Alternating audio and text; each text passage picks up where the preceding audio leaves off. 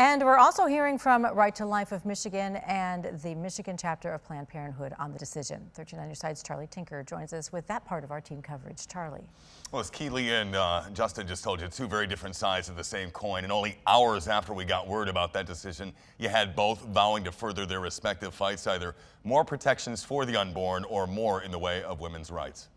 We are so excited about this decision. We've been waiting for 50 years for this. A spokesperson for the Michigan chapter of Right to Life called for calm, even as the pro-life organization celebrated the precedent set Friday. We think that the justices voted definitely on the right side of history. We're excited to see what happens next. While the other side. As an abortion provider, I know how devastating it is to sit in an exam room and tell a patient I can't help them. This scenario will now be a daily reality. Abortion provider Dr. Sarah Wallet appeared alongside Planned Parenthood executives in a Friday press conference denouncing the High Court's decision.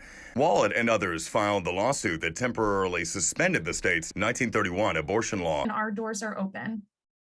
But my heart is breaking for the millions of patients living in states that will cut off abortion access today. Some of those patients will come to Michigan for that. So we're preparing to help support them and see as many patients as we can. Planned Parenthood vowed to continue the fight to preserve access. As much as we've been planning for this decision and we saw it coming, it still is like a punch in the gut. Thank goodness for the team members at Planned Parenthood of Michigan, who, though very sad today, remain undeterred.